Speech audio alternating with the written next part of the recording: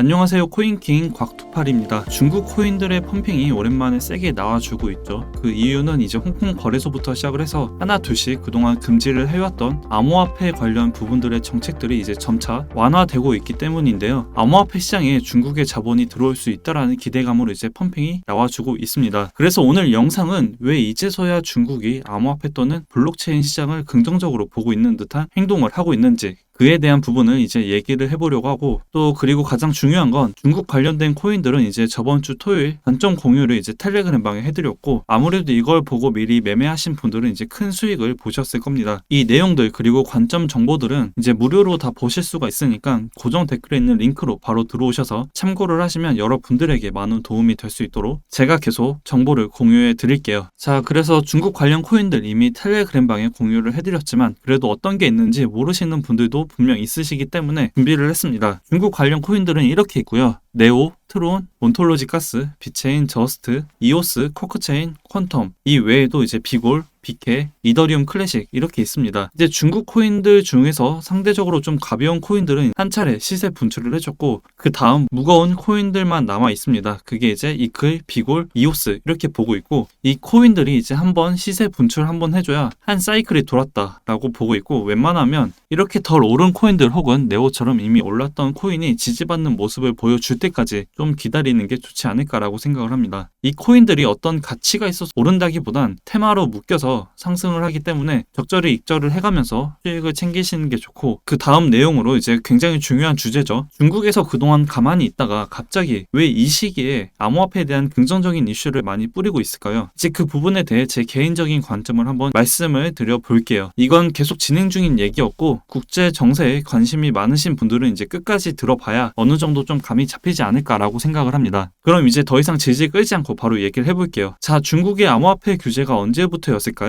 그 전에도 진행이 되곤 있었지만 2021년 5월 중국이 전 세계에서 가장 활발하게 비트코인 채굴을 하고 있는 시점이었는데, 이때 중국 정부에서 채굴 규제에 대한 내용을 언론을 통해 공개하며 본격적으로 시작이 됩니다. 그래서 중국이 채굴 규제를 언급하는 것만으로도 당시 시장엔 엄청난 데미지가 크게 왔었고, 이때 아마 매매하신 분들은 다들 아실 거예요. 그리고 그 이후에도 중국은 암호화폐에 대한 추가적인 규제를 진행하게 됩니다. 암호화폐 관련된 거래를 모두 다 불법 행위로 규정을 했었고, 암호화폐를 거래하다가 적발이 되면 은행 계좌를 말소시키는 등 국가 자체에서 암호화폐 죽이기 앞장을 나섰습니다. 그리고 그 타이밍이 좋게 중국에서는 디지털 위안화, 즉 중국 자체에서의 CBDC를 만들고 실사용까지 진행하면서 달러 패권을 견제하는 듯한 움직임을 보여줬죠. 대부분의 사람들은 이제 표면적으로 드러난 이 디지털 위안화와 달러 패권 견제에 대한 내용을 중국 정부에서 암호화폐 규제를 하는 가장 큰 이유라고 알고 계실 겁니다.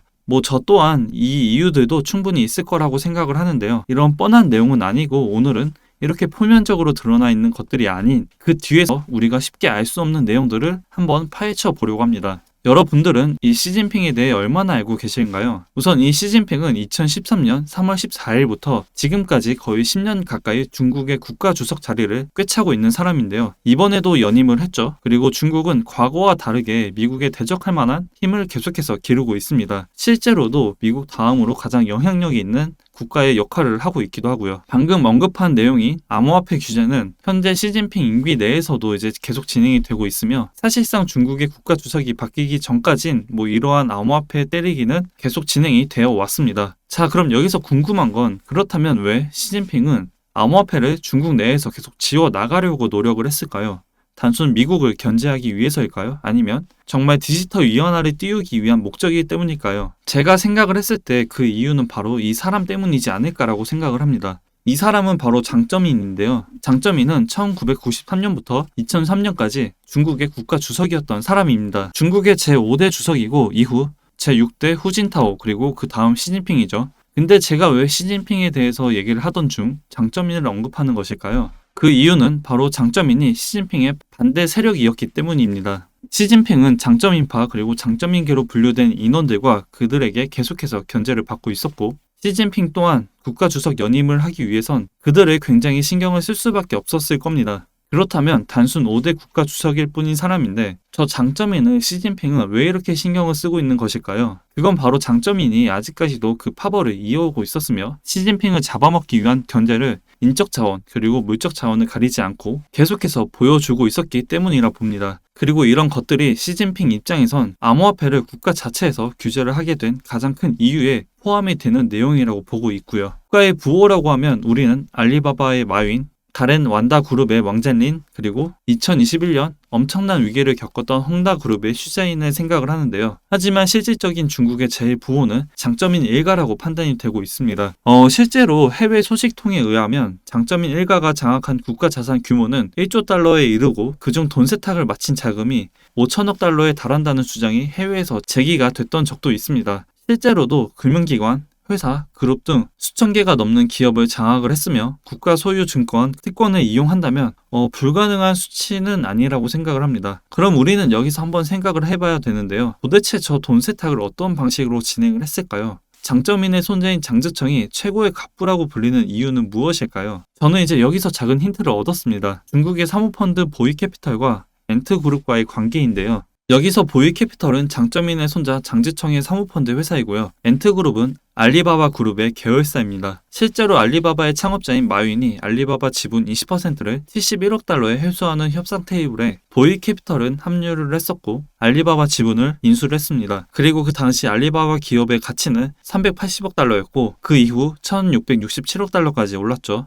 투자만으로도 장즈청은 5배 가량의 성과를 냈다는 것이고요. 이제 장점인 가문과 알리바바의 관계에 대해서 우리는 파악을 할 수가 있고 그래서 시진핑은 마윈을 못 잡아먹어 안달이 난 거죠. 그렇다면 현재 시진핑 중국 정부가 알리바바를 이렇게까지 견제하는지에 대해서 이해를 할 수가 있습니다. 실제로 마윈이 체포됐다는 소식으로 인해서 알리바바의 주가가 당시 10% 이상 빠진 해프닝도 있었고 정리를 하자면 알리바바는 장점의 일가 계열이라고 보시면 됩니다. 그리고 알리바바의 계열사 엔트그룹은 중국 최고의 핀테크 오픈 플랫폼인데요. 과학 기술을 통해 금융 서비스 및 글로벌, 현대 서비스업 디지털화 그리고 업그레이드를 위한 기업인데 쉽게 말해 우리가 생각하고 있는 블록체인을 연구하고 실생활에 적용시키는 걸 연구하는 기업이라고 보시면 됩니다.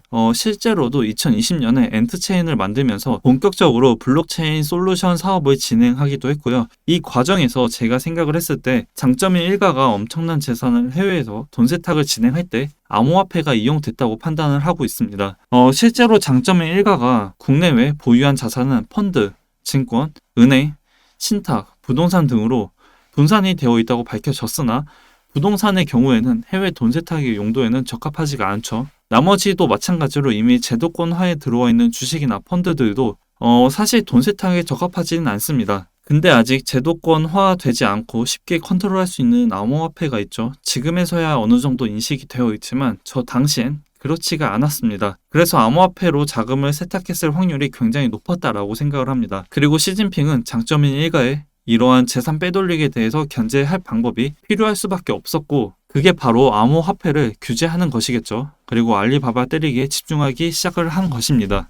실제로 당시 저 기사들을 봐도 시진핑의 입장을 확실하게 파악할 수가 있죠. 이제 여기까지 간단하게 요약을 해보자면 시진핑 반대 세력인 장점인파는 부동산 그리고 암호화폐를 자산으로 보유하며 해외에서 계속해서 돈 세탁을 진행하고 있었을 것이고 그러니 시진핑은 자신의 연임을 위해서 그리고 반대 세력을 견제하기 위해서 암호화폐를 죽일 수밖에 없는 상황이었다. 이렇게 정리를 해볼 수가 있습니다. 이 세력들 간의 전쟁은 계속 진행이 되고 있었고 작년에도 시진핑의 측근이었던 텐진 시장이 돌연사하게 되면서 새로운 시장인 장점인계가 임명이 됐죠. 저는 이게 절대 우연이라고 보진 않습니다. 자, 이런 상황이 작년 6월까지 진행이 되었는데 갑자기 12월달 장점인이 죽게 됩니다.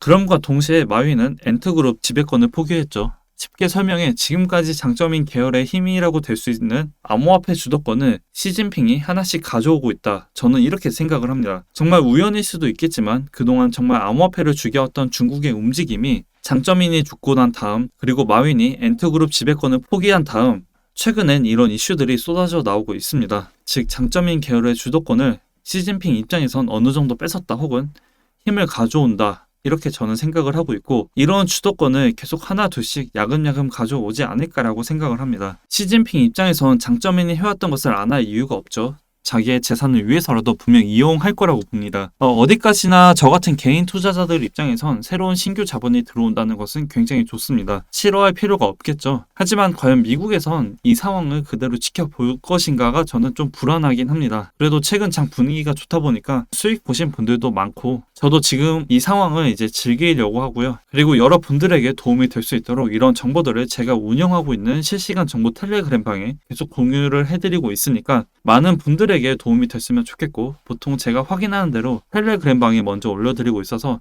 정보 같은 거는 영상보단 빠르게 받아보실 수가 있습니다. 이 텔레그램 방은 고정 댓글에 있는 링크로 바로 입장이 가능하시니까 바로 들어오시면 될 것 같고요. 들어오셔서 많은 정보들 실시간으로 받아보신다면 분명 많은 도움이 되지 않을까라고 생각을 합니다. 제가 준비한 내용은 이제 여기까지이고요. 도움이 되셨다면 구독, 좋아요, 댓글, 알림 설정 한 번씩 부탁드리고 저는 이제 다음 새로운 소식을 들고 다시 찾아뵙겠습니다.